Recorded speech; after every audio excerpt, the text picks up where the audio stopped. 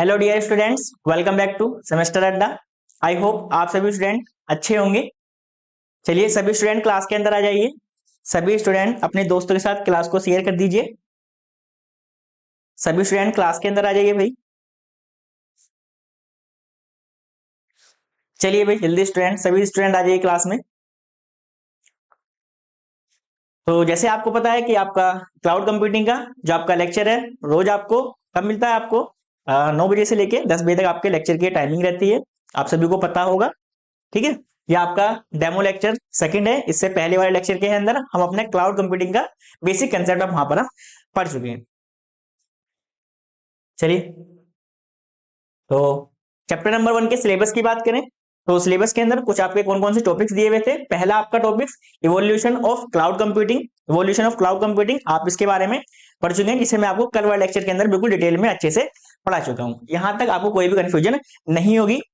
इसके बाद हमने बेसिक इंट्रोडक्शन देखा था क्लाउड कंप्यूटिंग का, ये भी हम पढ़ चुके हैं। Next, characteristics of cloud computing, ये भी हम पढ़ चुके हैं। And advantage and disadvantage of cloud computing, ये भी टॉपिक्स हम इससे प्रीवियस वाले लेक्चर के अंदर कवर कर चुके हैं। अब आज के लेक्चर के में अंदर हम क्या क्या पढ़ेंगे। सबसे पहले हम देखेंगे एप्लीकेशन ऑफ क्लाउड कंप्यूटिंग, ठीक है। इसके बाद जो आपके बेनिफिट्स है, जो मैंने आपको एडवांटेज बताए थे, जो मैंने आपको क्लाउड कंप्यूटिंग के एडवांटेज बताए थे, वही आप बेनिफिट्स के अंदर आप उन्हें लिख सकते हैं, बिल्कुल सेम पॉइंट्स हैं, ठीक है। इसके बाद हम देखेंगे चैलेंजेस ऑफ क्लाउड कंप्यूटिंग। दो टॉपिक्स तो आज हम ये पढ़ेंगे। सबसे पहला topic application of cloud computing and second topics आपका चैलेंजेस ऑफ क्लाउड कंप्यूटिंग। इसके बाद एक टॉपिक्स मैं आपको बताऊंगा जिसके बारे में हम देखने वाले हैं कि आपका क्लाउड कंप्यूटिंग का बेसिकली आर्किटेक्चर क्या होता है। तो ये आपका एग्जाम में क्वेश्चन बेसिकली पूछ लिया जाता है कि define the architecture of cloud computing, ठीक है। तो सिलेबस में तो नहीं दिया गया है, कभी कभी एग्जाम में पूछ लिया जाता है। तो आज हम देखेंगे सबसे पहले आर्किटेक्चर ऑफ क्लाउड कंप्यूटिंग, इसके बाद challenges of cloud computing and application of cloud computing, ठीक है भाई। चलिए सभी स्टूडेंट क्लास के अंदर आ जाइए जल्दी से। चलिए चलिए सबसे पहले आर्किटेक्चर ऑफ क्लाउड कंप्यूटिंग।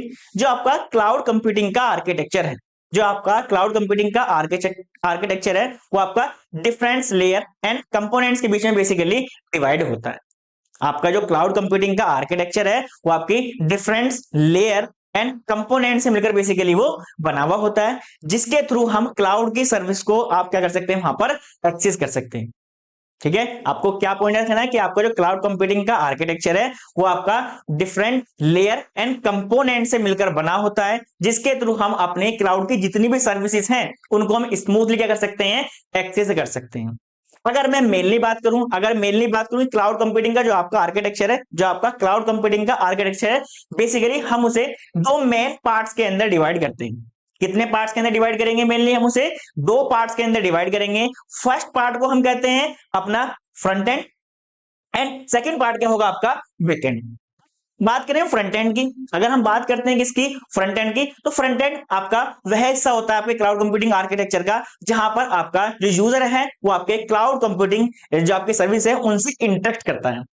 तो ये आपका जो फ्रंट एंड है, फ्रंट एंड में बेसिकली आपको कौन रहता है, यूजर रहता है। कौन रहेगा, आपका यूजर रहेगा, जो आपके डिफरेंट डिवाइसेस जैसे आपका मोबाइल हो गया, टैबलेट हो गया, लैपटॉप हो गया, इनके थ्रू क्या करेगा, अपनी क्लाउड की सर्विस को बेसिकली वहां से वो एक्सेस करेगा, ठीक है। बैकएंड की बात करते हैं। बैकएंड में क्या होगा, जो आपका बैकएंड होगा, जो आपका बैकएंड है, बैकएंड में क्या है कि एक्चुअल में जो आपकी क्लाउड की सर्विसेज हैं, जो आपकी क्लाउड की सर्विसेज हैं, उनको किस तरीके से कंट्रोल एंड मैनेज किया जाएगा, वो कौन बताता है, आपका बैकएंड, ठीक है।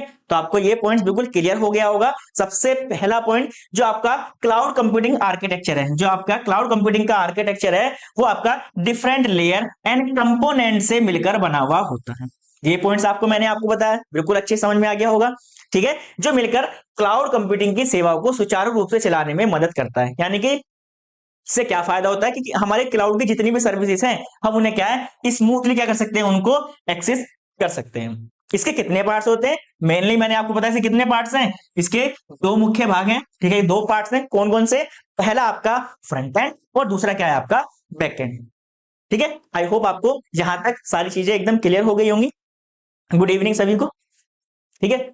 चलिए भाई, ठीक है। अब ये आपका कंप्लीट आर्किटेक्चर है, तो आपको एग्जाम में यही बिल्कुल आर्किटेक्चर बना के आना जिस तरीके से आपको आर्किटेक्चर यहाँ पर ये सो रहा है। अब इस आर्किटेक्चर को मैं अभी आपको यहाँ पर समझाने वाला हूँ, ठीक है। सबसे पहले मैंने आपको कहा कि जो आपको क्लाउड कंप्यूटिंग का आर्किटेक्चर है हम उसे दो पार्ट्स के अंदर डिवाइड करेंगे, पहला फ्रंट एंड और दूसरा बैक एंड। तो फ्रंट एंड में कौन होगा? आपका क्लाइंट का इंफ्रास्ट्रक्चर, ठीक है। फ्रंट एंड में क्या होगा? आपके क्लाइंट का इंफ्रास्ट्रक्चर, जिसका यूज करके क्लाइंट क्या है, अपनी जो क्लाइंट की जितनी भी क्या है आपकी क्लाउड की सर्विस है उनको क्या कर सकता है? एक्सेस कर सकता है, ठीक है। ये जो आपका क्लाइंट इंफ्रास्ट्रक्चर है इसे हम क्या कहते हैं? फ्रंट एंड कहते हैं। इसे हम क्या कहते हैं? फ्रंट एंड कहते हैं, ठीक है। जिसमें जो आपका यूजर है, ठीक है, डिफरेंट एप्लीकेशन का यूज करके आपकी क्लाउड की जितनी भी सर्विस उसने ले रखी होंगी उन सबको क्या कर सकता है? वहां पर एक्सेस कर सकता है, ठीक है। अब हम बात करते हैं बैकएंड की। अब हम बात करते हैं भाई बैकएंड की, ठीक है। बैकएंड में जैसे आपका एप्लीकेशन, ठीक है, बैकएंड में जो आपकी पहली लेयर है वो क्या? आपकी एप्लीकेशन, ठीक है। एप्लीकेशन में क्या होगा? एप्लीकेशन में वो सभी आपके सॉफ्टवेयर आएंगे। एप्लीकेशन में बेसिकली आपके वो सभी सॉफ्टवेयर आते हैं जिनका यूज करके जो आपका क्लाइंट है क्लाइंट की जितनी भी क्या होंगी सर्विसेज होंगी उनको एक्सेस करेगा। यानी कि वे सभी सॉफ्टवेयर जिनका यूज करके जो आपका क्लाइंट है आपकी क्लाउड की सर्विसेज को एक्सेस करेगा, वो कहां पर होंगे? सारे आपकी एप्लीकेशन लेयर पे होंगी, ठीक है। आपकी सेकंड लेयर क्या है? आपकी सेकंड लेयर क्या होगी? आपकी सर्विस, ठीक है। तो क्लाउड कंप्यूटिंग की जो आपकी सर्विस है ना, जो आपकी सर्विस है बेसिकली आपको 3 टाइप्स की सर्विस प्रोवाइड कराता है। कितने टाइप्स की सर्विस प्रोवाइड कराएगा? आपको 3 टाइप्स की आपको सर्विस प्रोवाइड कराता है। पहला IaaS, ठीक है, दूसरा पास, ठीक है, और तीसरा क्या है आपका ये सास। अब सर ये क्या चीजें? सर ये क्या चीजें? तो आपका जो क्लाउड है बेसिकली आपको 3 टाइप्स की सर्विस प्रोवाइड कराता है। पहला इंफ्रास्ट्रक्चर एज अ सर्विस, जहां पर केवल और केवल आपको कंप्लीट इंफ्रास्ट्रक्चर प्रोवाइड कराया जाता है, ठीक है। जैसे मैं बात करूं कि सिंपल आपको एक आईटी इंडस्ट्री खोलनी है, उस आईटी इंडस्ट्री के लिए आपको इंफ्रास्ट्रक्चर क्या क्या चाहिए होंगे? जब आपको सिंपल मान लीजिए कि आपको एक आईटी कंपनी खोलनी है तो आपको इंफ्रास्ट्रक्चर में क्या क्या चाहिए भाई? आपको सर्वर चाहिए, आपको स्टोरेज चाहिए, ठीक है, आपको सर्वर चाहिए, आपको स्टोरेज चाहिए, आपको नेटवर्किंग डिवाइसेस चाहिए। तो ये सभी क्या है आपके पास? इंफ्रास्ट्रक्चर। इनका यूज करके तो आप अपने आईटी सिस्टम को बनाएंगे। तो वे सभी सर्विस जिसके अंदर केवल और क्या करते हैं? केवल और केवल आप इंफ्रास्ट्रक्चर जैसी सर्विस को परचेज करते हैं, ठीक है। सेकंड आपका पीएएस का मतलब क्या है? Platform as a service. PaaS का मतलब क्या है? Platform as a service. तो जब भी आप क्लाउड से सर्विस कौन सी परचेज करते हैं? As a platform as a service, तो आपको इनबिल्ट क्या मिलेगी? इंफ्रास्ट्रक्चर सर्विस भी आपको इसमें इनबिल्ट मिलेगी। अब सर प्लेटफॉर्म कैसे? प्लेटफॉर्म समझिएगा कि भाई जो भी आपने आईटी इंडस्ट्री में लगाई है उसने आपने क्लाउड से क्या ले लिया? इंफ्रास्ट्रक्चर ले लिया, यानी कि आपने वहां से सर्वर ले लिए, आपने स्टोरेज भी ले ली, ठीक है, आपने नेटवर्किंग डिवाइसेस भी ले ली, ठीक है। अब ये सभी जो आपने यहाँ पर जितनी भी आपने सर्विस ली है, अब ये सर्विस एक्चुअल में रन किस पर होंगी? यानी किस ऑपरेटिंग सिस्टम का यूज करके आप इन कंप्लीट सर्विसेज को वहां पर यूज करेंगे। तो उस टाइप के सर्विस को कहते हैं यहाँ पर प्लेटफॉर्म एज अ सर्विस। यानी कि जहां पर हम क्या लेते हैं क्लाइंट क्या परचेज करता है क्लाउड से? एक्चुअल में प्लेटफॉर्म, जहां पर वो अपनी सारे के सारे जो आपका वर्किंग है उसको वहां पर वो परफॉर्म कर सके, ठीक है। जैसे हो सकता है कि भाई वो जो आपका कंपनी जहां पर उसकी आईटी कंपनी है उसका जो सारा वर्क है वो हो सकता है विंडो के ऊपर होता हो सकता है लिनक्स के ऊपर होता हो सकता है मैक के ऊपर होता हो। तो जो भी आपके जितनी आपके सिस्टम है उन सिस्टम के ऊपर जो भी आपका प्लेटफॉर्म आपने अपलोड करा है, क्लाउड से आपने सर्विस ली है, तो उन सभी सर्विस को मैनेज कौन करेगा? आपका क्लाउड प्रोवाइडर ही करेगा, ठीक है। अब थर्ड टाइप की सर्विस कौन सी आती है? आपकी सॉफ्टवेयर एज अ सर्विस, जिसे हम सॉफ्टवेयर में क्या बोलते हैं? सास, ठीक है ना, सॉफ्टवेयर एज अ सर्विस। यहां पर हम क्या करते हैं? इस टाइप की सर्विस हम क्या करते हैं? हम अपने जो आपका क्लाउड प्रोवाइडर है, ठीक है, उससे हम क्या कहते हैं? एक कंप्लीट सॉफ्टवेयर, इससे क्या है? हम अपना कंप्लीट सॉफ्टवेयर ही परचेज कर लेते हैं। यानी कि भाई मुझे तो क्या है? कंप्लीट सॉफ्टवेयर दीजिए, उसके इंफ्रास्ट्रक्चर को भी आप मैनेज करेंगे, उसके प्लेटफॉर्म को भी आप मैनेज करेंगे, बस मैं तो क्या है डायरेक्टली अपनी एप्लीकेशन को वहां पर मैं यूज करूंगा, ठीक है। इस टाइप की सर्विस को आप क्या कहेंगे? Software as a service. I hope आपको समझ में आ गया होगा। नेक्स्ट क्लाउड रनिंग टाइम, ठीक है, क्लाउड रनिंग टाइम। अब क्लाउड रनिंग टाइम क्या है, तो आपकी जो क्लाउड रनिंग टाइमिंग क्या है, ये आपकी एक ऐसी लेयर है जो आपको एक एनवायरनमेंट प्रोवाइड कराती है। क्या कराती है, ये आपको एक एनवायरनमेंट प्रोवाइड कराती है जहां पर आप अपनी क्लाउड की जितनी भी सर्विसेज हैं, जहां पर आप अपनी क्लाउड की जितनी भी सर्विस हैं, उन सभी सर्विस को आप डायरेक्टली वहां पर रन कर सकते हैं। आई होप आपको तीनों लेयर्स बिल्कुल अच्छे से समझ में आ गई होंगी। पहली एप्लीकेशन, तो एप्लीकेशन लेयर में क्या होगा, आपके जितने भी सॉफ्टवेयर होंगे जिनका यूज करके क्लाइंट अपनी सर्विस को क्या कर सकता है, एक्सेस कर सकता है, वो सब कहां होंगे, आपके एप्लीकेशन लेयर पे होंगे। सर्विस की बात करें तो आपको तीन टाइप की सर्विस बेसिकली प्रोवाइड कराई जाती है। पहला इंफ्रास्ट्रक्चर एज अ सर्विस, दूसरा platform as a service, and third is software as a service, ठीक है। नेक्स्ट लेयर मैंने आपको बताया क्लाउड रन टाइम। तो क्लाउड रन टाइम क्या है, बेसिकली आपको एक एनवायरनमेंट प्रोवाइड कराता है जहां पर आप अपने क्लाउड की, ठीक है, जो आपकी क्लाउड की सर्विस है, आप डायरेक्टली यहां पे कर सकते हैं, एग्जीक्यूट कर सकते हैं। चलिए नेक्स्ट स्टोरेज बेसिकली ये क्या है, आपको स्टोरेज प्रोवाइड कराता है। ये क्या कराता है, आपको स्टोरेज प्रोवाइड कराता है जहां पर आप अपने कंप्लीट डेटा क्या कर सकते हैं, वहां पर स्टोर कर सकते हैं। ऐसे ही इंफ्रास्ट्रक्चर, ये आपको कंप्लीट इंफ्रास्ट्रक्चर प्रोवाइड कराएगा, कंप्लीट इंफ्रास्ट्रक्चर प्रोवाइड कराएगा जहां पर आपने कंप्लीट, यहां पर आप अपने कंप्लीट जो आपका क्लाउड की सर्विस है उसको आप डायरेक्टली वहां पर एग्जीक्यूट कर सकते हैं। इसके बाद आपको ये तो समझ में आ गया, फ्रंट एंड में आपका क्लाइंट आ गया, बैक एंड में आपका ये आ गया। इसके बाद यहां पर आपकी दो लेयर्स और आती हैं, दो लेयर्स आपकी और आती हैं। पहला आपका मैनेजमेंट लेयर और दूसरी क्या है, आपकी सिक्योरिटी लेयर। दो लेयर आपकी यहां पर और आती है, पहली लेयर आपकी management layer and second layer क्या है, आपकी सिक्योरिटी लेयर। मैनेजमेंट लेयर की बात करें तो जितने भी आपकी क्लाउड की सर्विसेज हैं, जितनी भी आपकी क्लाउड की सर्विसेज हैं, ठीक है, उन सभी सर्विस को मैनेज करने का काम, उन सभी सर्विस को मैनेज करने का काम किसका है, आपका मैनेजमेंट लेयर का, ठीक है, मैनेजमेंट लेयर का। आई होप आपको समझ में आ गया होगा मैनेजमेंट लेयर करेगी आपकी क्लाउड की, ठीक है, आपकी क्लाउड की जितनी भी सर्विसेज हैं उन सभी को मैनेजमेंट करने का काम, उन सभी को मैनेजमेंट करने का काम किसकी रिस्पॉन्सिबिलिटी है, आपके मैनेजमेंट लेयर की रिस्पॉन्सिबिलिटी है, ठीक है। अब आपके लास्ट लेयर क्या है, आपकी सिक्योरिटी लेयर। लास्ट लेयर क्या है, आपकी सिक्योरिटी लेयर। अब सिक्योरिटी लेयर का क्या मतलब है भाई, हम क्लाउड से क्या कर रहे हैं, किसी भी सर्विस को हम परचेज कर रहे हैं, उसकी सिक्योरिटी होना भी तो जरूरी है। यदि हमारा जो डेटा है क्लाउड, वो एक्चुअल में सेव नहीं है, तो क्या आप अपने डेटा को क्लाउड पर जाकर सेव करेंगे। मान लीजिए कि आप गूगल फोटो या फिर गूगल ड्राइव, आप गूगल फोटो या फिर गूगल ड्राइव, ये दोनों क्या है, आपके क्लाउड सॉफ्टवेयर है जहां पर आप अपना डेटा, जितना भी आपका डेटा हो कैसे एज आपका क्लाउड पे सेव रहता है, ठीक है। तो आपने जितने भी आपके फोटोज हैं, जितने आपके डॉक्यूमेंट हैं, आपने इसके ऊपर सेव कर रखे हैं। आपने आपके डॉक्यूमेंट्स की बात करें तो आपने गूगल ड्राइव पे सेव कर रखे हैं। यदि मैं फोटो की बात करूं तो आपने गूगल फोटो में अपने फोटो सेव कर रखे हैं। अगर ये फोटो आपके सेव नहीं है, मतलब यहां पर सिक्योरिटी अच्छी नहीं है, इसका मतलब क्या है, आपके फोटो कोई और भी देख लेगा, तो उसकी सिक्योरिटी होना बहुत ज्यादा जरूरी है। इस तरीके से आपकी सिक्योरिटी बेसिकली क्या कराती है, आपको सिक्योरिटी प्रोवाइड कराती है जहां पर कोई भी आपके डेटा को, आपका अनऑथराइज्ड पर्सन कोई भी आपके डेटा को एक्सेस ना कर सके, ठीक है। चलिए गुड इवनिंग सभी को, गुड इवनिंग, ठीक है। चलिए आपको ये समझ में आ गया होगा। अब चलिए थोड़े से इनके जो डिटेल पॉइंट्स हैं वो हम यहाँ पर डिस्कस कर लेते हैं। सबसे पहला आपका फ्रंट एंड, जो मैंने आपको बताया, ये वह हिस्सा होगा जहां पर जो आपका यूजर जो होगा, जो यूजर होगा आपकी सर्विस को यहाँ पर डायरेक्टली एक्सेस करेगा, ठीक है। अब जहां से उपयोगकर्ता जो है, जो भी आपका यूजर है, क्या करेगा, एक्चुअल में अपने डेटा को अपलोड कर सकता है, या फिर डाउनलोड कर सकता है, या फिर स्टोर कर सकता है, या फिर मैनेज कर सकता है। कहां पर आपका क्लाइंट इंफ्रास्ट्रक्चर के ऊपर, कहां पर क्लाइंट इंफ्रास्ट्रक्चर के ऊपर। आई होप आपको पॉइंट बिल्कुल अच्छे से समझ में अब आ गया होगा। अब इसके मेन कंपोनेंट कौन कौन से होंगे, इसके मेन कंपोनेंट की बात करें, ठीक है, इस पे आपके क्लाइंट इंफ्रास्ट्रक्चर, तो बेसिकली आपके यहां पर मैंने दो मेन कंपोनेंट लिखे हैं। सबसे पहला आपका वेब ब्राउजर, सबसे पहला आपका वेब ब्राउजर, ठीक है। अब वेब ब्राउजर का मतलब क्या है भाई, आप गूगल क्रोम यूज करते होंगे, कोई मोजिला फायरफॉक्स यूज कर रहा होगा। एक्चुअल में जो आपका क्लाइंट है ना, जो आपका क्लाइंट है वो इस वेब ब्राउजर का यूज करके अपनी जो आपकी सर्विस है उनको डायरेक्टली क्या कर रहा है, वो एक्सेस कर रहा है। हो सकता है भाई जो कोई यूजर है, हो सकता है वो गूगल क्रोम के थ्रू अपनी सर्विसेज को एक्सेस करता हो, या फिर आपका मोजिला फायरफॉक्स का यूज करके अपनी वहां पर सर्विस को बेसिकली वो एक्सेस करता हो। आई होप आपको पॉइंट समझ में आ गया होगा वेब ब्राउजर का मतलब। Second, client device.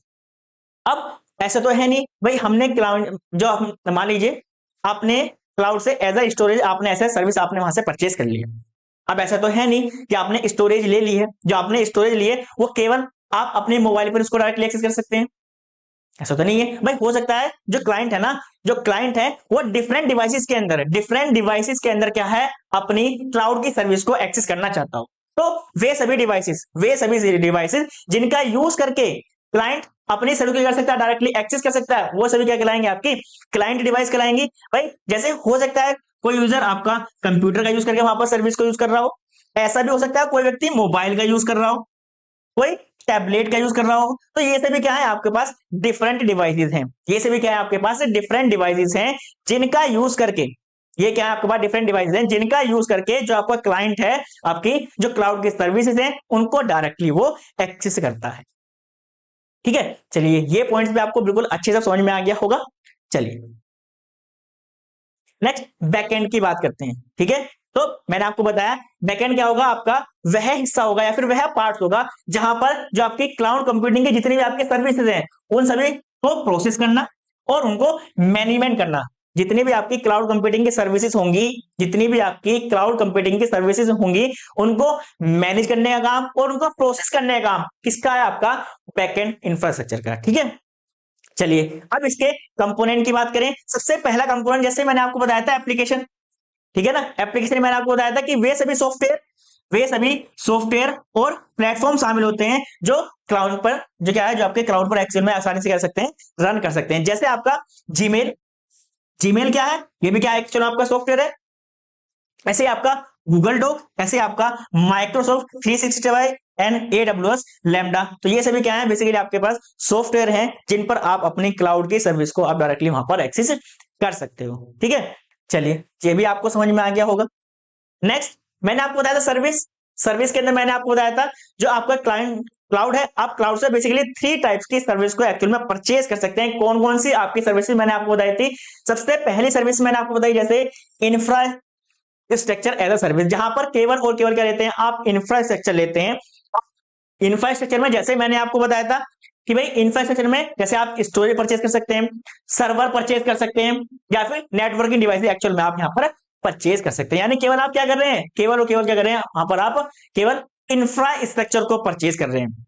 सेकंड मैंने आपको बताया था as a platform as a service, platform as a service, जहां पर आप इंफ्रास्ट्रक्चर के साथ, जहां पर आप इंफ्रास्ट्रक्चर के साथ साथ क्या लेते हैं, प्लेटफॉर्म भी लेते हैं। यानी कि जो आपका इंफ्रास्ट्रक्चर है एंड प्लेटफॉर्म है, कौन मैनेज करेगा, कौन मैनेज करेगा, एक्चुअल में आपका क्लाउड प्रोवाइडर मैनेज करेगा। लेकिन लेकिन जो आपकी एप्लीकेशन है, लेकिन जो आपकी एप्लीकेशन है उसको मैनेज कौन करेंगे, आपका क्लाइंट जो है उसको खुद मैनेज करेगा। लेकिन आपके प्लेटफॉर्म और इंफ्रास्ट्रक्चर की रिस्पॉन्सिबिलिटी किसकी है, अब आपके क्लाउड प्रोवाइडर की है। ठीक है, अब लास्ट टाइप की सर्विस मैंने आपको बताई थी as a software as a service. ठीक है, अब सॉफ्टवेयर एज अ सर्विस में क्या करते हैं, आप क्लाउड से कंप्लीट सॉफ्टवेयर को परचेज कर लेते हैं। ठीक है, जहां पर वो इंफ्रास्ट्रक्चर भी मैनेज करेगा, ठीक है, वो आपका प्लेटफॉर्म भी मैनेज करेगा एंड अभी कंप्लीट एप्लीकेशन को बेसिकली क्या करेगा, वो मैनेज करेगा। आई होप आपको ये पॉइंट से बिल्कुल क्लियर हो गया होगा। नेक्स्ट आपका क्लाउड रन टाइम। ठीक है, क्लाउड रन टाइम क्या है, बेसिकली आपका वो है एनवायरमेंट है जहां पर आप अपने क्लाइंट की जो जितनी भी आपकी सर्विसेज हैं आप उन्हें डायरेक्टली वहां पर ठीक से एक्सेस कर सकते हो। ठीक है, चलिए नेक्स्ट स्टोरेज। स्टोरेज में जहां पर आप अपने डेटा को एक्सेस में क्या कर सकते हैं, यूजर का जितना भी डेटा है आप उसको सेव कर सकते हैं, जितनी भी आपकी फाइल्स हैं, जितनी भी आपकी डेटाबेस है, ठीक है, उन्हें आप एक सिक्योरिटी लेयर के साथ कर सकते हैं। अपने सारे डेटा क्या है आप अपने क्लाउड में बेसिकली वहां पर स्टोर कर सकते हैं। जैसे आपका गूगल ड्राइव, जैसे आपका गूगल ड्राइव, भाई गूगल ड्राइव में हम क्या करते हैं, गूगल ड्राइव में क्या करते हैं, जितने भी हमारे इंपोर्टेंट डॉक्यूमेंट्स हैं, जितने भी हमारे इंपोर्टेंट डॉक्यूमेंट्स हैं हम क्या कर देते हैं, अपने क्लाउड पर जाके मतलब गूगल ड्राइव पे एक्चुअल में जाके स्टोर कर देते हैं। तो ये क्या आपका एक क्लाउड सर्विसेज है। ठीक है, जो भी डॉक्यूमेंट आपने गूगल ड्राइव पे एक बार आपने एक्चुअल में स्टोर कर दिया, आप अब इस डॉक्यूमेंट को कहीं से भी और किसी भी टाइम डायरेक्टली आप इसे एक्सेस कर सकते हैं with the help of internet. यदि आपके पास इंटरनेट नहीं है, यदि आपके पास इंटरनेट नहीं है तो आप क्लाउड की सर्विस को आप एक्सेस नहीं कर सकते। आई होप आपको ये पॉइंट बिल्कुल अच्छे से क्लियर हो गया होगा। चलिए नेक्स्ट मैनेजमेंट लेयर। तो जितने भी आपके सर्वर की मॉनिटरिंग करना, जितने भी आपके सर्वर की मॉनिटरिंग करना और सिक्योरिटी करना और आपके रिसोर्स का मैनेजमेंट करना, वो सभी किसका काम है, आपकी मैनेजमेंट लेयर का काम है। ये पॉइंट्स मैंने अभी आपको बताया था, ये पॉइंट्स भी आपको समझ में आ गया होगा। Next security. सिक्योरिटी आपका जो कंप्लीट क्लाउड है सर्विस जो आप परचेज कर रहे हैं उस पर कंप्लीट सिक्योरिटी को अप्लाई करना, ठीक है, ये बहुत ज्यादा मैंडेटरी है क्योंकि सारा डेटा कहां रहता है आपका एज ए इंटरनेट पे, यानी कि सारा डेटा आपका इंटरनेट पे फ्लोट रहता है। अगर उस डेटा को किसी हैकर के द्वारा डायरेक्टली क्या कर लिया गया, एक्सेस कर लिया गया, तो वहां से क्या होगा, आपका सारा का सारा डाटा क्या हो जाएगा, चोरी हो जाएगा। तो इसके लिए वहां पर आपको सिक्योरिटी अप्लाई करना वहां पर बहुत ज्यादा जरूरी है। तो सिक्योरिटी के लिए वहां पर हम फायरवॉल का यूज करते हैं, इनक्रिप्शन मेथड का यूज करते हैं, जिससे आप अपने डेटा को वहां पर सिक्योरली स्टोर कर सके। आई होप आपको अब जहां तक आपको क्लाउड इंफ्रास्ट्रक्चर यानी कि आपसे पूछे कि क्लाउड का आपको बताना आर्किटेक्चर बताना है, तो आप बिल्कुल बिल्कुल आसान वे में बिल्कुल आपको डिफाइन कर सकते हैं कि आपका जो क्लाउड इंफ्रास्ट्रक्चर है, जब क्लाउड इंफ्रास्ट्रक्चर बेसिकली आपका दो पार्ट से मिलकर बना हुआ है। पहला आपका फ्रंट एंड और दूसरा आपका बैक एंड। फ्रंट एंड में आपका यूजर इंफ्रास्ट्रक्चर आएगा, ठीक है, जहां पर यूजर आपका डायरेक्टली इंटरेक्ट कर सकता है, ठीक है। दूसरा आपका बैकएंड, तो बैकएंड में आपको क्या आएगा, जैसे आपका एप्लीकेशन हो गया, एप्लीकेशन लेयर होगी आपकी, आपकी सर्विस लेयर होगी, ठीक है, इंफ्रास्ट्रक्चर लेयर भी होगी, स्टोरेज लेयर भी होगी, ठीक है, और आपकी मैनेजमेंट लेयर और आपका सिक्योरिटी लेयर। आई होप आपको यहां तक कोई भी कंफ्यूजन नहीं होगा और सारे टॉपिक्स आपको बिल्कुल अब एक आसान वे में बिल्कुल अच्छी सारी चीजें आपको समझ में आ गई होंगी, ठीक है। यहां तक किसी को कोई कंफ्यूजन, यहां तक किसी स्टूडेंट को कोई कंफ्यूजन है? चलिए चलिए नेक्स्ट टॉपिक पढ़ेंगे, चैलेंजेस ऑफ क्लाउड कंप्यूटिंग, कि क्लाउड कंप्यूटिंग की आपकी मेन कौन कौन सी चुनौतियां हैं, इसके बारे में हम यहां पर पढ़ेंगे। सबसे पहला आपका सिक्योरिटी रिस्क, सबसे पहला क्या है आपका सिक्योरिटी रिस्क। तो सिक्योरिटी रिस्क सर कैसे है, मैंने आपको बताया कि आपका जितना भी जो भी आपका कंप्लीट डेटा होगा, जो आपका कंप्लीट डेटा होगा वो क्लाउड सर्वर पे कहां होगा, आपके इंटरनेट पे क्या होगा, डायरेक्टली वो आपका वहां पर पड़ा होगा। अगर अगर वो डेटा जो आपका इंटरनेट पर डायरेक्टली स्टोर है, अगर उसे किसी हैकर, अगर किसी उसे हैकर के द्वारा क्या कर लिया जाता है, हैक कर लिया जाता है, तो क्या होगा, वहां पर आपका सारा डेटा क्या हो जाएगा, आपके हैकर के पास चला जाएगा। हो सकता है कि उस डेटा क्या कर सके, वहां पर उसका दुरुपयोग भी कर सके। तो जब भी हम अपने डेटा को क्लाउड पर स्टोर करते हैं तो हमारे पास वहां पर सिक्योरिटी रिस्क भी वहां पर हमारे लिए आ सकते हैं। तो ये क्या आपके पास एक चैलेंज है। Second, data privacy. अब डेटा प्राइवेसी का मतलब क्या है कि जितना भी हमारा डेटा है, जितना भी हमारा क्लाउड का भाई डेटा, हम सारे डेटा क्या करते हैं, अपने क्लाउड पे स्टोर कर देते हैं। अब जो क्लाउड पे आपने डेटा अपने स्टोर कर दिया, अगर जो आपने क्लाउड पे जितने भी आपने डेटा क्या है वहां पर क्लाउड पे आपने स्टोर कर दिया है, ठीक है, अगर वहां पर सिक्योरिटी ठीक से अप्लाई नहीं की गई है, ठीक से अप्लाई नहीं की गई है, तो क्या है आपका डेटा वहां पर क्या है किसी दूसरे व्यक्ति के द्वारा क्या है यूज भी किया जा सकता है, यानी कि वहां पर क्या डेटा आपका लीक होने के चांसेस वहां पर आपके ज्यादा होते हैं, ठीक है। ऐसा क्यों है, ऐसा क्यों है कि भाई एक बात आप समझिएगा कि भाई जो भी डेटा है आपने क्लाउड में, एक्चुअल में आपने डेटा को अपने क्लाउड पे स्टोर तो कर दिया, आपने सारा डेटा क्लाउड पे स्टोर कर दिया, ठीक है, लेकिन क्या जो आपने डेटा क्लाउड के ऊपर स्टोर किया है उस डेटा को मैनेज कौन करता है, आपकी थर्ड पार्टी करती है। तो जब आपके पास अपने डेटा का क्या है कंट्रोल नहीं रहता, तो वहां पर आपको डेटा प्राइवेसी कंसर्न भी बेसिकली आपको यहां पर चुनौती आपको यहां पर झेलनी पड़ सकती है।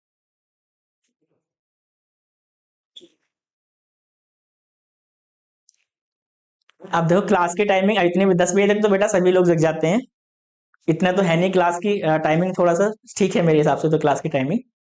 देखो दो ही क्लास तो आपकी हो रही है अभी, अभी तो आपके दो ही सब्जेक्ट स्टार्ट हैं, जब आपके दो से ज्यादा सब्जेक्ट यदि आपके स्टार्ट कर दिए गए तो आपकी क्लास की टाइमिंग और आगे भी जा सकते हैं, फिर पीछे जा सकते, तो आपको 2 तो 3 घंटे लगातार आपको पढ़ना होगा। तो क्लास की टाइमिंग तो बेटा सही है बिल्कुल, इसको यदि ज्यादा हम पीछे कर लेंगे, ठीक है, तो हम बाकी क्लासेस भी हमें करानी होती है, तो वो क्लास वहां पर हमारी मैनेज नहीं हो पाएगी, ठीक है। यदि इसके बाद भी यदि बच्चे कहेंगे कि सर कुछ चेंज हो सकता है तो उसके बारे में हम बाद में डिस्कस कर लेंगे, ठीक है। चलिए, ये आपको समझ में आ गया होगा कि क्लाउड सर्विसेज कंपनियां अपने डेटा को स्टोर और मैनेज करती हैं। अगर सुरक्षा कमजोर हो तो डेटा लीक होने की संभावना ज्यादा रहती है, क्योंकि जितना भी आपने डेटा किस पे स्टोर कर रखा है, अपने क्लाउड पे स्टोर कर रखा है, तो सब जो भी आपका कंप्लीट डेटा है उसको मैनेज कौन करेगा, आपका क्लाउड प्रोवाइडर करेगा। तो यदि उसने ठीक से डेटा की सिक्योरिटी नहीं की है तो वहां पर आपके डेटा के लीक होने की चांसेस आपके सबसे ज्यादा हैं। तो ये भी क्या है बेसिकली आपका ड्रॉबैक है या फिर क्या है चैलेंजेस है किसके लिए, आपके क्लाउड कंप्यूटिंग के लिए, ठीक है। चलिए नेक्स्ट पॉइंट मैं आपको बताता हूं, इंटरनेट डिपेंडेंसी। इंटरनेट डिपेंडेंसी के बारे में आपको बार बार बता चुका हूं कि क्लाउड के ऊपर आपने जितना भी डेटा आपने स्टोर कर रखा है, ठीक है, अगर आप क्लाउड की किसी भी सर्विस को एक्सेस करना चाहते हैं, आप क्लाउड की सर्विस को एक्चुअल में जब भी एक्सेस कर सकते हैं जब आपके पास क्या हो, इंटरनेट कनेक्शन हो। यदि आपके पास इंटरनेट कनेक्शन नहीं है तो आप क्लाउड की सर्विस को डायरेक्टली एक्सेस नहीं कर सकते हैं। जैसे मैं आपको इसे एक रियल लाइफ एग्जांपल से रिलेट कराता हूं, ठीक है। जैसे आपका गूगल फोटो है, आपका गूगल फोटो है, आपने गूगल फोटो पे अपने कुछ फोटो अपलोड कर रखे हैं, ठीक है। और किसी चांस आपका फोटो जो आपने अपलोड कर रखे थे गूगल फोटो में, आपका फोन ना घर छूट गया है और आप कॉलेज में हैं। आपने वहां पर एक अपने कुछ एक इस टाइप का फोटो खींच रखा था, डॉक्यूमेंट टाइप और फोटो खींच रखा था जो आपको कॉलेज में सबमिट करना था। तो आपका फोन तो अब घर छूट गया। अब आप सर्विस को आप उसे एक्सेस कैसे करेंगे, आप जानेंगे फोटो को आप उसे कैसे निकालेंगे? या तो एक चांस है कि आप सीधे पहले आप घर चाहिए और घर से जाके फिर फोन लेके आइए और फिर वो वहां से उसका पिन निकलवा के आप अपने कॉलेज में जमा कीजिए, ठीक है। लेकिन इससे हम क्या करेंगे, इससे बजाय हम क्या करते हैं, हम अपने पास वाले दो जो भी हमारा दोस्त होगा हम उससे कहेंगे भाई अपना फोन दिखा दो, हम उसका फोन ले लेंगे। उसका फोन लेने के बाद हम अपनी जीमेल आईडी वहां पर लॉगिन कर लेंगे। जीमेल आईडी लॉगिन करने के बाद जितने भी हमारे फोटो क्लाउड पर स्टोरेज थे वो सारे सारे फोटो हमारे वहां पर आ जाएंगे और जिस भी डॉक्यूमेंट को हमें अपने कॉलेज में सबमिट करना था वहां से फोटो निकाल के वहां पर सबमिट कर सकते हैं। लेकिन कब? यदि जो आपका दोस्त था, यदि जो आपका दोस्त था और जिसने आपने आपने जिसका फोन लिया था, हो सकता है वो बेचारा गरीब हो, उसके पास फोन में इंटरनेट ही ना हो। अगर आपने उसके फोन में बेसिकली जीमेल लॉगिन कर ली, उसके फोन में इंटरनेट नहीं है, तो वहां पर क्या फोटो आपका बैकअप कर पाएगा? जब आपका फोटो वहां पर बैकअप होगा ही नहीं तो आप फोटो वहां पर कैसे जमा करेंगे? तो जब भी आप क्लाउड की किसी भी सर्विस को एक्सेस करना चाहते हैं, जब भी आपको क्लाउड की किसी भी सर्विस को एक्सेस करना है, तो फर्स्ट मैंडेटरी कंडीशन क्या है कि आपके पास क्या होना चाहिए? एक अच्छा इंटरनेट कनेक्शन होना चाहिए। यदि आपके पास इंटरनेट कनेक्शन नहीं है तो आप वहां पर सर्विस को आप वहां पर एक्सेस नहीं कर सकते हैं।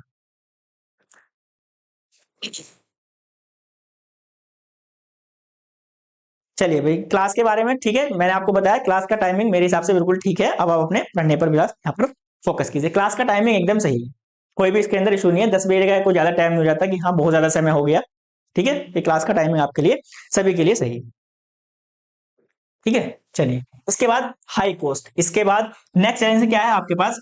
High cost. अब हाई कॉस्ट सर कैसे होगी? आपने तो बताया था कि क्लाउड जो है, क्लाउड सर्विस एक्चुअली में क्यों यूज करते हैं? यदि हम अपनी कॉस्ट को रिड्यूस करना चाहते हैं, वो बात तो ठीक है, वो बात आपकी ठीक है। लेकिन एक बात समझिएगा कि आपने क्लाउड से एज अ स्टोरेज ले लिया, ठीक है। आपने एज अ स्टोरेज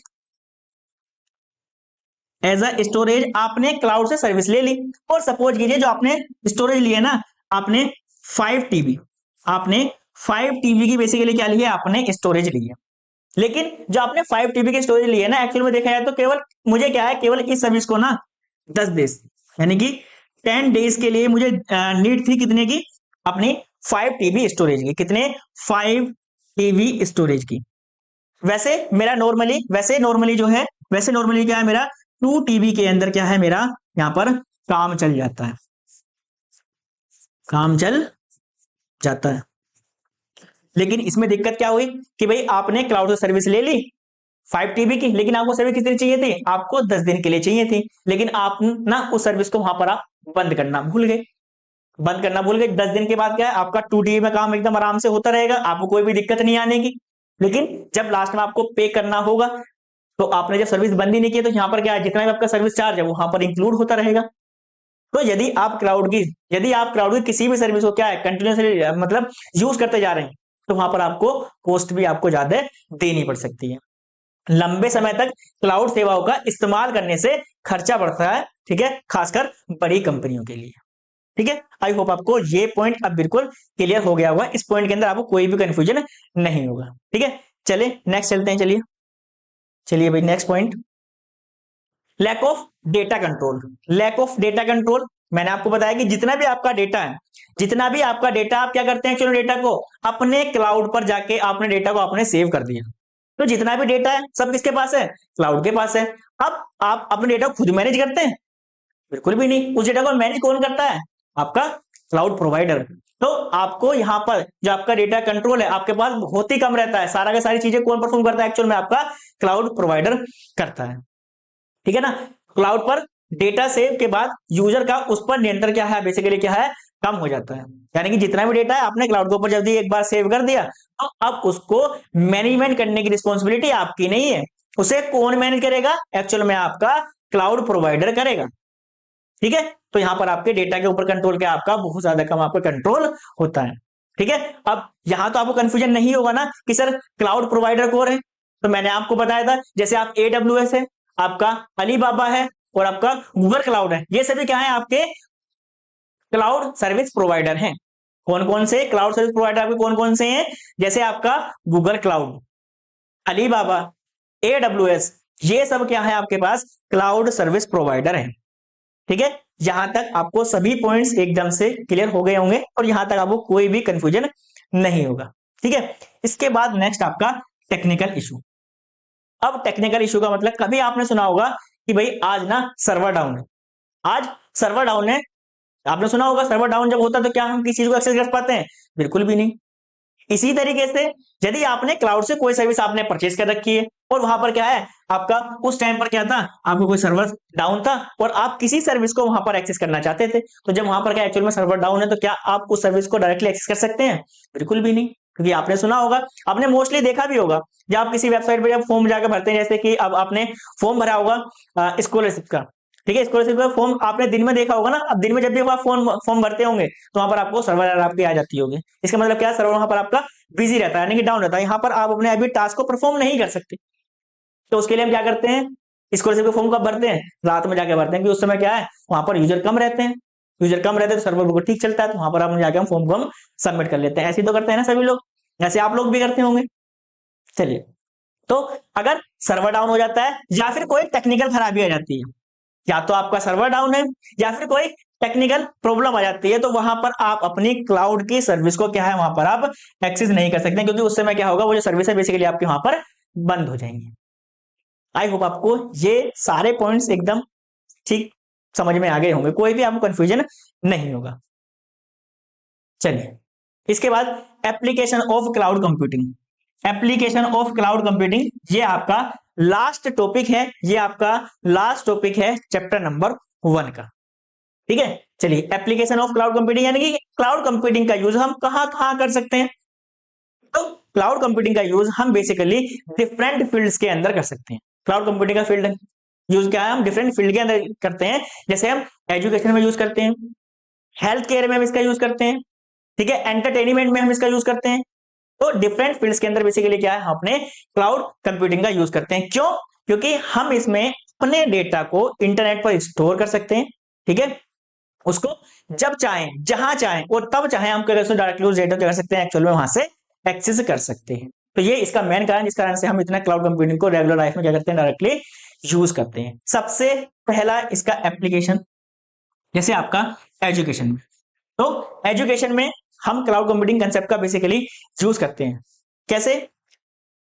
आप समझिएगा कि जैसे आपने देखा होगा जो क्लाउड कंप्यूटिंग है, हम क्या करते हैं बेसिकली अपने डेटा को क्या डिफरेंट लोकेशन पर क्या डेटा को वहां पर हम शेयर कर सकते हैं। आपने देखा होगा कि जैसे मैं यहाँ से लेक्चर रिकॉर्ड कर रहे हैं, हम यहाँ से लेक्चर में आपका रिकॉर्ड कर रहा हूँ, तो इस लेक्चर को क्या है कोई भी व्यक्ति देख सकता है, क्योंकि ये जो मेरा कंप्लीट डेटा है, ये जो मेरा कंप्लीट डेटा कहाँ जाके स्टोर होता है, एज अ क्लाउड में जाके स्टोर हो जाता है। अब जो मेरा जितना भी कंप्लीट डेटा कहाँ पर स्टोर हो गया, कंप्लीट क्लाउड पर स्टोर हो गया। क्लाउड से आप किसी भी डेटा का डायरेक्टली वहां से आप एक्सेस कर सकते हैं। जैसे ऑनलाइन क्लासेस, ठीक है, ऑनलाइन क्लास हो गया या फिर वेबिनार हो गया, वहां पर क्या है हम अपने क्लाउड कंप्यूटिंग का यूज करते हैं। कहां पर? जैसे आपका ऑनलाइन क्लासेस हो गया या फिर वेबिनार हो गए, वहां पर हम अपने क्लाउड कंप्यूटिंग का यूज करते हैं। ठीक है, जहां पर स्टूडेंट और टीचर कहीं से भी अपने नोट्स को, असाइनमेंट्स को और वीडियो लेक्चर को एक्सेस कर सकते हैं। पॉइंट याद रहेगा, बिल्कुल आपको पॉइंट एकदम समझ में आ गया होगा कि जो आपका स्टूडेंट्स है या फिर टीचर है, ठीक है, वो कहीं से भी अपने जो आपका असाइनमेंट्स हैं, जो आपके नोट्स हैं, जो आपके वीडियो लेक्चर हैं, उनको डायरेक्टली वहां से एक्सेस कर सकते हैं। जैसे एग्जांपल की बात करें, गूगल क्लासरूम, ठीक है, इसी तरीके से आपने सबसे फेमस सुना होगा जूम, ठीक है, सबसे फेमस आपने जूम तो जरूर सुना होगा। तो जूम में आपने देखा होगा जब भाई लॉकडाउन लग गया था, तो लॉकडाउन में ऐसी कंडीशन आ गई थी कि कोई भी स्टूडेंट कॉलेज में तो विजिट नहीं कर पा रहा था, तो उस समय क्या है हम जूम एप्लीकेशन यूज करा करते थे। ठीक है, जो हमारे टीचर्स थे वो वहां पर लेक्चर देंगे और जितने भी स्टूडेंट्स थे सब वहां से जूम मीटिंग में कनेक्ट होकर वहां पर उस लेक्चर को क्या करते थे, वहां पर उसको पढ़ लेते थे। ठीक है, आई होप आपको अब बिल्कुल कंसेप्ट एकदम अच्छे से समझ में आ गया होगा। ठीक है, चलिए नेक्स्ट एप्लीकेशन की बात करते हैं, हेल्थ केयर की। ठीक है, तो हेल्थ केयर के अंदर भी हम अपने क्लाउड कंप्यूटिंग को बेसिकली यूज करते हैं। और जो आपके पेशेंट है, जो भी आपका पेशेंट है, उसके डेटा को हम क्या करते हैं, ठीक है, हम उसके डेटा क्या है एक्चुअल में क्लाउड पर जाकर क्या है उसको डेटा को हम स्टोर कर देते हैं। जब अपने डेटा आपने क्या क्लाउड पर आपने डेटा को स्टोर कर दिया, आप उस डेटा को क्या ऑनलाइन क्या कर सकते हैं, उस डेटा को आप एक्सेस कर सकते हैं। तो जो आपके डॉक्टर्स होंगे जिस भी पेशेंट को आपको दिखाना होगा, तो आप जो डेटा होगा वहां से उसको एक्सेस कर लेगा, उसको क्या करने के बाद आपको जितने भी डिस्क्रिप्शन होगी वो आपको वहां पर प्रोवाइड कर देगा।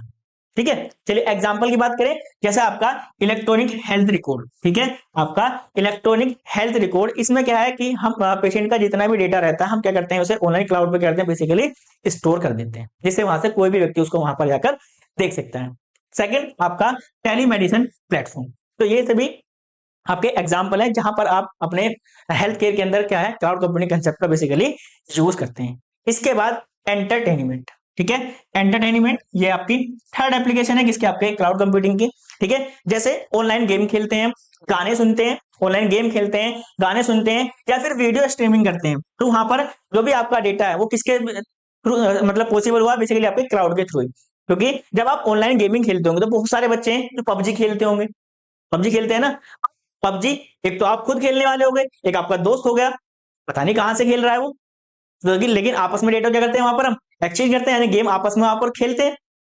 तो वो किसके थ्रू पॉसिबल हुआ है, केवल आपके क्लाउड के थ्रू, क्योंकि वहां पर आपका जितना डेटा बेसिकली क्या है वहां पर हम ऑनलाइन बेसिकली वहां पर हम सबमिट कर देते हैं। ठीक है, म्यूजिक, हम म्यूजिक भी सुनते हैं ऑनलाइन। ठीक है, ये सभी किसके थ्रू पॉसिबल है, केवल आपके क्लाउड कंप्यूटिंग के थ्रू ये क्या है आपके पॉसिबल है।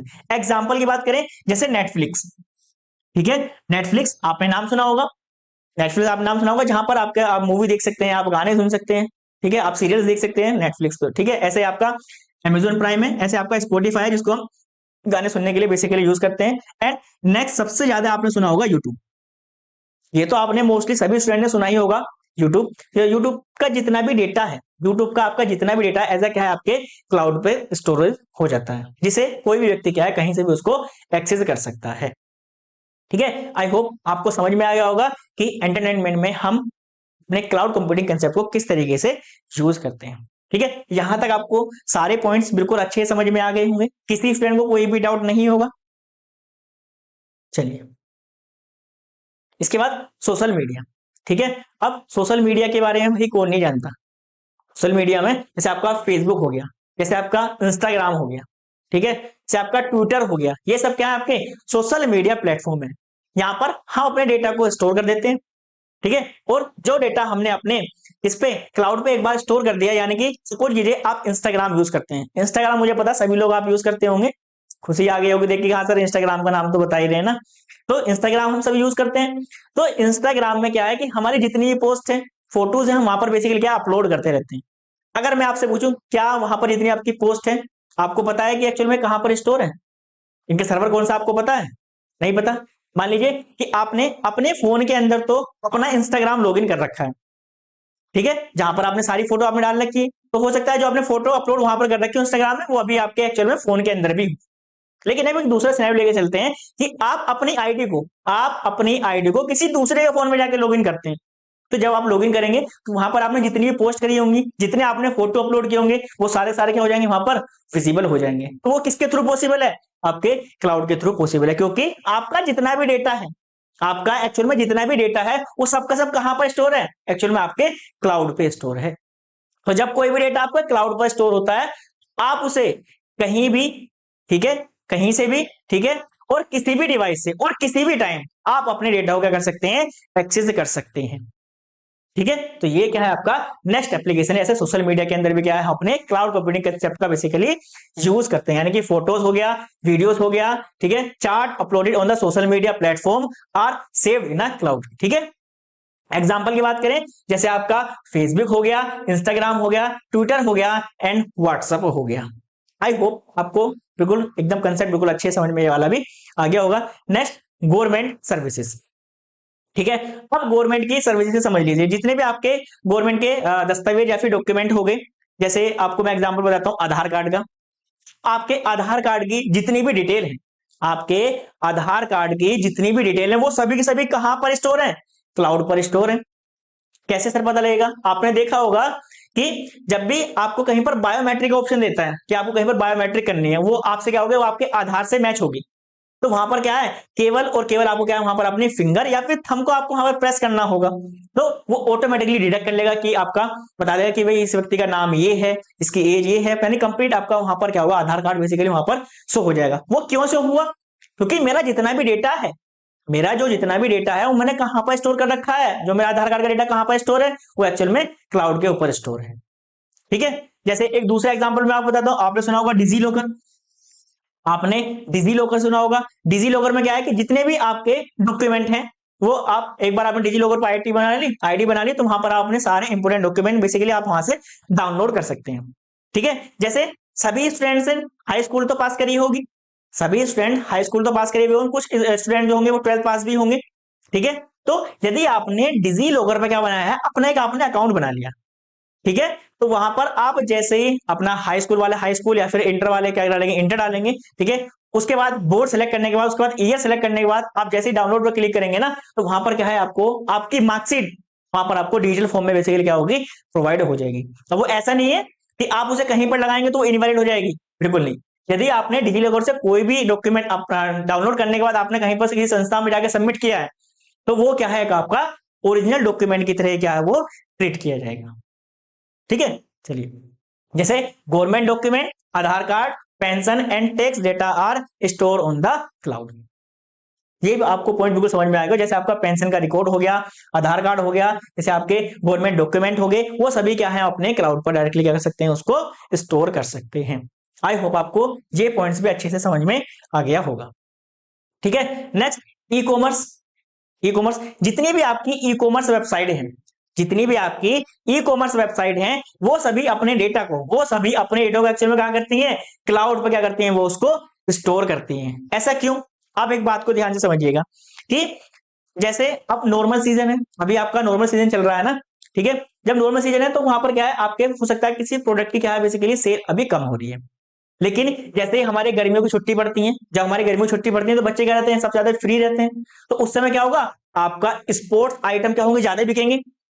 जब आपके स्पोर्ट आइटम उस समय ज्यादा बिकेंगे, इसका मतलब क्या है, वो जो डेटा होगा उसको स्टोर भी तो करना पड़ेगा, क्लाइंट के डेटा को स्टोर भी तो करना पड़ेगा। वहां पर क्या करते हैं, जितनी भी आपकी ई कॉमर्स वेबसाइट है उस समय पर क्या है, अपने क्लाउड स्टोरेज को वहां से क्या इंक्रीज कर लेते हैं, और नॉर्मल सीजन में क्या लेते हैं, उसको डिक्रीज कर लेते हैं। जैसे आपका कोई फेस्टिवल आने वाला है, मतलब जैसे होली आने वाली है, ऐसे आपका दिवाली आती है, उसमें क्या है, आपने देखा होगा इन सभी वेबसाइट पर, जितनी भी आपकी ई कॉमर्स वेबसाइट है वहां पर क्या है, सेल्स चलती है। इसका मतलब जो यहाँ पर अब यूजर विजिट करने वाला है वो नॉर्मल यूजर से ज्यादा विजिट करने वाला है। यानी कि यदि नॉर्मल डेज में किसी वेबसाइट के ऊपर 100 यूजर रोज विजिट करते हैं, तो इसका मतलब है कि यदि कोई फेस्टिवल है तो वहां पर आपके 200 या फिर 300 यूजर क्या होंगे, एक्चुअल में एक वहां पर विजिट कर सकते हैं। जब आपका यूजर बढ़ गए तो उनका क्या होगा, डेटा भी बढ़ गया होगा, उस डेटा को स्टोर भी करना होगा। तो वहां पर किसके कंसेप्ट यूज करते हैं, एक्चुअल में क्लाउड कंप्यूटिंग के कंसेप्ट को वहां पर वो यूज करते हैं। क्योंकि क्लाउड कंप्यूटिंग का सबसे बड़ा बेनिफिट क्या है कि हम अपनी नीड के अनुसार, हम अपनी रिसोर्स को इंक्रीज और डिक्रीज कर सकते हैं। यानी कि जब मुझे स्टोरेज ज्यादा चाहिए तो मैं उसे वहां पर बढ़ा भी सकता हूं, जब मुझे स्टोरेज कम चाहिए तो मैं उसे घटा भी सकता हूं। इसी तरीके से मुझे जब 2 सर्वर में काम चल रहा है तो ठीक है, यदि मुझे 4 सर्वर चाहिए तो मैं 2 सर्वर और वहां से परचेज कर सकता हूं। कुछ टाइम बाद हो केवल मुझे एक ही सर्वर की नीड हो तो वहां पर 3 सर्वर की सर्विस को वहां से क्या वहां पर डिक्लाइन कर सकता हूं। आई होप आपको कंसेप्ट समझ में आ गया होगा। यानी कि आपकी जो ई कॉमर्स वेबसाइट है क्लाउड आधारित होती हैं, जिसमें वे तेजी से अपने डेटा को लोड करती हैं और अपने डेटा को वहां पर क्या है, सुरक्षित रखती हैं। ठीक है, आई होप आपको ये पॉइंट भी क्लियर हो गया होगा। इसके बाद आपका बैंकिंग एंड फाइनेंसिंग। तो जो आपका बैंकिंग, ठीक है, आपका बैंकिंग है, जितना भी डेटा मोस्टली रहता है ना, वो कहां पर स्टोर रहता है, आपका क्लाउड पे स्टोर रहता है। किसके लिए, बेसिकली सिक्योरिटी पर्पस के लिए। ठीक है ना, जैसे आपका ऑनलाइन बैंकिंग होगा, डिजिटल पेमेंट हो गया, डेटा सिक्योरिटी के लिए क्लाउड टेक्नोलॉजी का बेसिकली वहां पर स्टोर किया जाता है। भाई आप सभी लोग यूपीआई तो यूज करते होंगे ना, सभी स्टूडेंट यूपीआई तो यूज करते होंगे, सभी स्टूडेंट मेरे हिसाब से तो मोस्टली सभी स्टूडेंट क्या है, यूपीआई स्टोर करते होंगे। मगर मान लीजिए अगर आपकी यूपीआई क्या कर लिया जाए, हैक कर लिया जाए, तो क्या आपका डेटा वहां पर प्रोटेक्ट रहेगा, बिल्कुल भी नहीं। तो इन सभी से बचने के लिए क्या करते हैं, वो क्लाउड कंप्यूटिंग का वहां पर यूज करते हैं, जहां पर उनके डेटा क्या सके, जितना भी यूजर का डेटा उसको क्या सके वहां पर सिक्योर किया जा सके। जैसे यूपीआई में आपका पेटीएम हो गया, आपका गूगल पे हो गया। इस तरीके से आप नेट बैंकिंग भी यूज करते हैं, वहां पर क्या है, आपके बेसिकली क्लाउड कंप्यूटिंग के कंसेप्ट वहां पर आपका यूज किया जाता है। तो ये आपके कुछ एप्लीकेशन थे किसके, आपके क्लाउड कंप्यूटिंग के। आई होप आपको सारे पॉइंट्स यानी कि सारे एप्लीकेशन आपको बिल्कुल अच्छे से समझ में आ गए होंगे। तो यदि हम फिर से मैं आपको सिलेबस के बारे में बता दूं तो सिलेबस देखिए, मैंने आपको इवोल्यूशन ऑफ क्लाउड कंप्यूटिंग इससे फर्स्ट लेक्चर के अंदर पढ़ाया था। इसके बाद ओवरव्यू में आपको बता चुका हूं। इसके बाद कैरेक्टरिस्टिक, एप्लीकेशन, और आज हमने क्या पढ़ा है, बेसिकली आपने application and challenges and architecture of cloud computing. Mean हम यहां पर अपने चैप्टर नंबर 1 को बेसिकली कंप्लीट कर चुके हैं। ठीक है, अब नेक्स्ट वीडियो के अंदर यानी कल आपका चैप्टर नंबर 2 स्टार्ट होगा। अब यहां पर किसी स्टूडेंट को कोई प्रॉब्लम है, अगर यहां पर अब किसी स्टूडेंट को कोई प्रॉब्लम है तो भाई पूछ सकते हैं। सभी को सारी चीजें क्लियर है? यदि सभी को सारी चीजें क्लियर है तो सब अच्छे से लिख देंगे। ठीक है, अगर किसी को कोई डाउट है तो यहां पर आप पूछ सकते हैं। चलिए भाई, सही बताइए, सभी स्टूडेंट बताइए भाई। यहां पर आपका क्लाउड का चैप्टर नंबर 1 क्या है, बेसिकली कंप्लीट हो गया है। ठीक है, अब नेक्स्ट लेक्चर में अपना चैप्टर नंबर 2 हम स्टार्ट करेंगे। ठीक है, चलिए, तो यहां तक किसी को कोई डाउट भी नहीं है। मिलते हैं आपसे नेक्स्ट क्लास के अंदर, तब तक के लिए बाय बाय।